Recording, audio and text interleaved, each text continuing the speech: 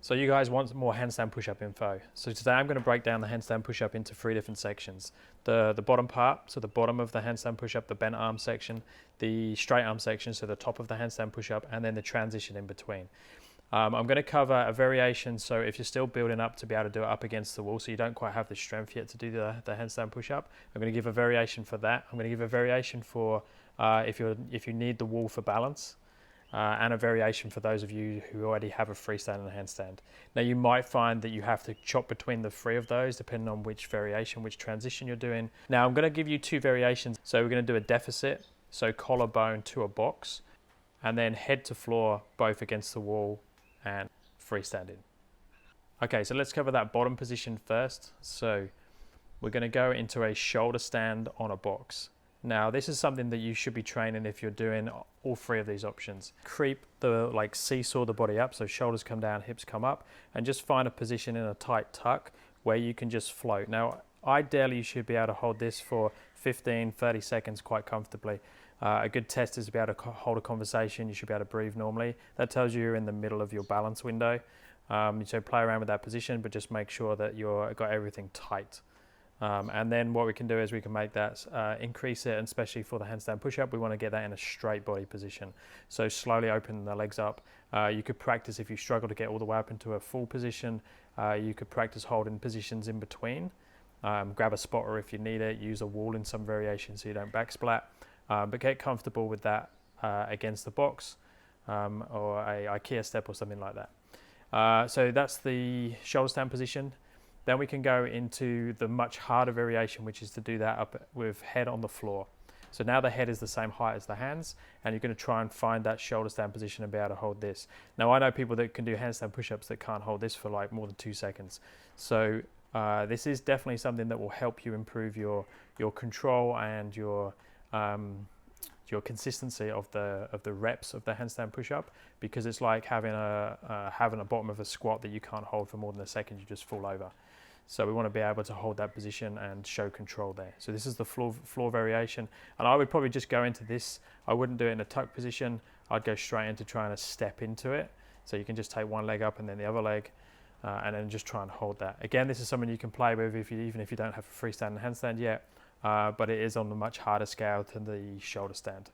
The other variation, if you're still working on that strength, is to have like a down dog position, and then just lowering with bent arms with the head just kissing the floor. Again, this is pretty tricky to hold, definitely harder than the shoulder stand position.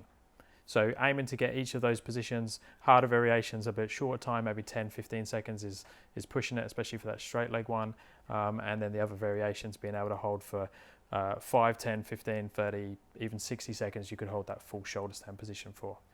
Top position, pretty simple with the freestanding version, so it's just a handstand. So we want to be able to hold that consistently. If you're doing handstand push-ups, you don't want to have to do 20 kick-ups to get 1 rep. You ideally want to be able to kick up into a freestanding handstand, with 1 or 2 goes. We then, if we're doing deficit handstand push-ups, so if we're going to be working on a box, we want to be able to get comfortable kicking up and handstanding on the box. Same thing up against the wall. So both with the hands on the floor and up on the box, making the body one segment, so having the hips positive. Think of it like a plank position. You wouldn't want to be bananaed, so just try and have the hips positive away from the wall instead of collapsing. Make a strong position there and be able to hold that for, you should be able to hold it for like 60 seconds. But just consistently be able to get into that, in and out of that position. 15-30 second hold would be great there. And then basically a down dog position if you're doing the easier variation, if you're still working on that strength. So just into that down dog position if you're working the easier variation, if you're still building up the strength. You can, if you're very tight in the hamstrings, you might want to elevate the feet, you might want to bend the knees. But remember, when you elevate the feet, it is going to load the hands more, so it's going to make the exercise harder. So same thing, trying to get duration in that position. And then finally, it's the transition between those 2 points. So you could go down, which is much easier. And normally we see that as a prerequisite to be able to go back up, is to have a nice slow eccentric. You could aim to start with to get a 5-second eccentric, which is a bit fast, but it's a good place to start. And then a 10 seconds. And then if you can go 10-second plus on any of these, and show control all the way down, that gives you in a really good place to get back up. And what I like to do is at the bottom of the rep, so when you do an eccentric, is that you hold the bottom position for some time and even do a little push back up as you step back out of it.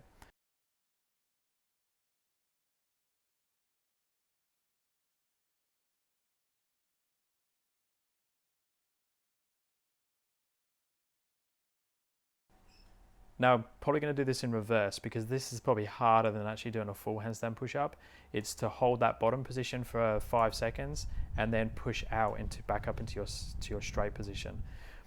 This is probably really harder because you don't have that momentum, that stretch reflex as you go up and down. But some people find it easier, some people find it harder. So it's just going back up. So starting in that bottom position and pushing back out. If you're very strong but don't quite have the balance, this is going to be a little bit easier. And then it's going to the full movement. So we can do it on the box, we can do it on the floor freestanding, or we can do it against the wall, both on the box and freestanding. And then we can do like the down dog position, so the piked one.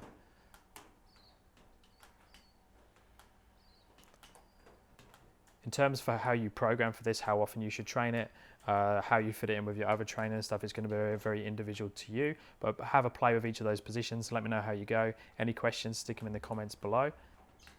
Thumbs up and subscribe will be appreciated. Any other videos you want, stick it in the comments below or send me a message. Speak to you soon.